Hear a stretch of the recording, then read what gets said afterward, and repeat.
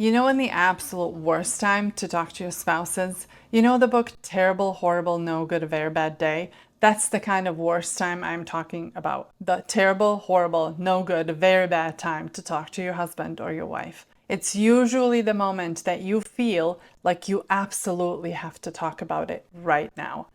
You've done it, I've done it, and it never goes well. Today, I'm sharing the 7 of the worst times to have a serious conversation with your spouse, the times that seem obvious, but aren't obvious enough because we keep breaking these rules and wondering why we end up in an argument in the end.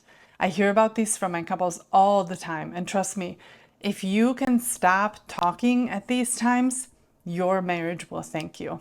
If you have to know, number 3 is the biggest doozy of one.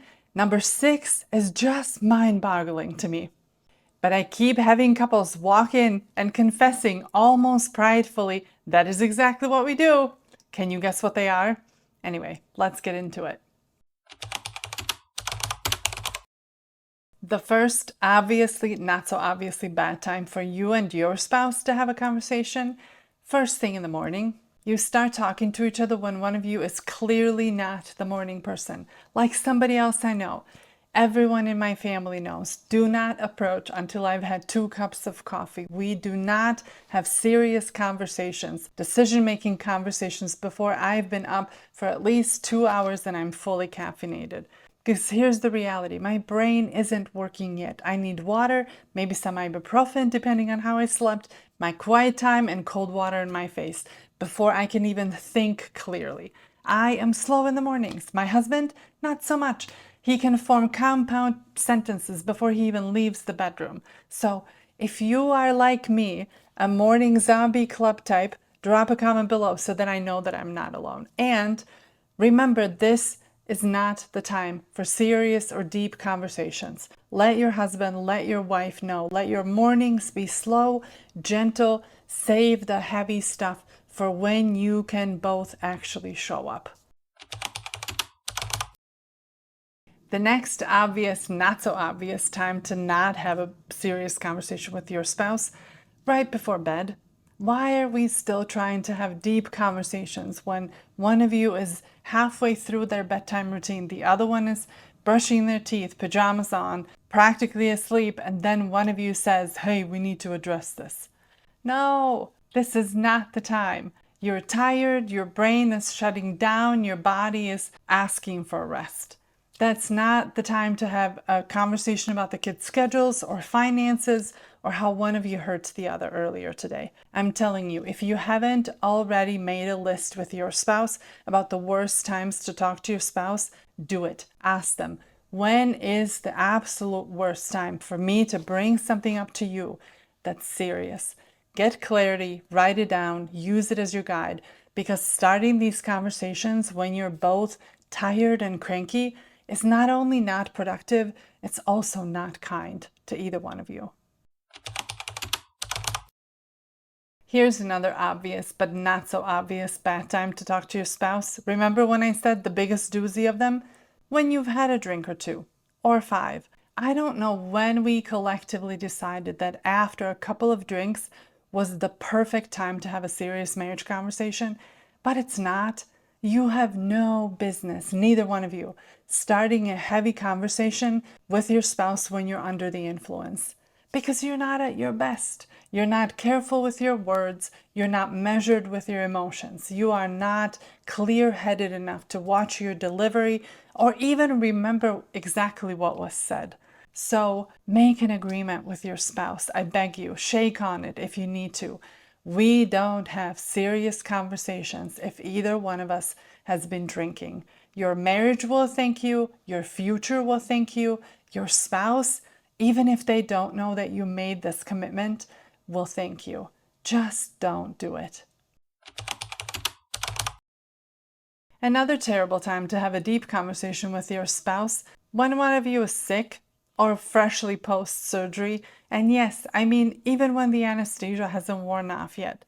If you're still feeling the battle wounds of your procedure, heavily medicated, woozy, drifting in and out of sleep, or literally physically in pain, this is not the time to initiate a heart-to-heart conversation about your marriage. There's a reason there are so many funny TikToks of people coming out of wisdom tooth surgery. People say the wildest things and they don't remember a bit of it later. That's not the moment to say, hey, honey, let's talk about that thing that's been bothering me. It can wait. Let yourselves heal first. Your marriage conversations, they will be so much more productive when you're both fully present and clear-headed. Next up, obvious but not so obvious bad time, when one of you is literally walking out the door. I see this one all the time. One person is putting on their shoes, grabbing their bag, already 5 minutes late half the time. And the other one decides, now is the perfect time to bring this up. Nope. That's not the time. If you don't believe me, ask your spouse, hey, do you love it when I bring up serious conversations as you're trying to leave the house? They will confirm what I am saying here. If you want your spouse to actually hear you, don't start when they're mentally already out the door. Choose a time when you can both actually pause and give the conversation the attention that it deserves. Quick pause here. When I say the worst time to talk to your spouse, I am not saying you should avoid all the conversations. You can still talk about the basics, daily plans, or silly things that connect you. I am talking about serious conversations that require that both of you show up fully, right? Like addressing hurt feelings, planning a big change, or resolving some big conflict. Save those for times when you're both actually able to engage and do it with care. Another terrible, horrible, no good, very bad time to talk with your spouse. Remember, one of them is just mind-boggling to me. This is the one. It honestly makes my jaw drop every time that a couple brings this up. It's waking each other up in the middle of the night. One of you can't sleep, or you wake up at 4:30 a.m. with an amazing idea, and suddenly it feels urgent to talk about it right then and there. Listen, unless the house is on fire, somebody needs immediate medical attention, or a child just got sick and you need to clean it up because it's y'all's sheets that they threw up all over, there is no reason to wake your spouse up for a serious conversation mid-sleep. Everything else can wait until the morning.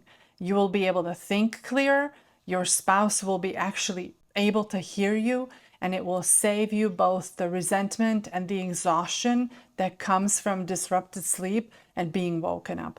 Trust me, if it's important, it will still be important in the morning.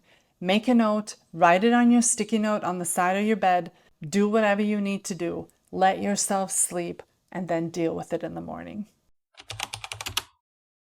Next up, another terrible time to dive into a heavy conversation with your spouse. When you're fighting jet lag, you just took that trip that you planned, crossed multiple time zones, landed, and now you suddenly feel like you need to hash out a big decision or an overdue conversation. Except your brain is foggy, your body is exhausted, and you can barely keep your eyes open. That conversation can wait. It will be so much more productive when you've both had a chance to rest and re-enter your normal rhythm. And you don't even need to have crossed an ocean. 2 or 3 time zones can throw you off enough, especially if you've traveled with kids or you aren't used to flying.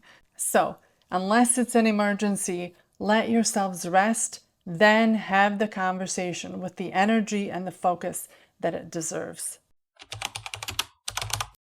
Here's a bonus one. It's tied closely to the one that we just talked about, but it's different enough that I thought we'd better talk about it. It's you two trying to have a serious conversation during already stressful travel moments. Trying to resolve a conflict while you're juggling luggage, chasing toddlers through security, or frantically looking for your gate? No, just no.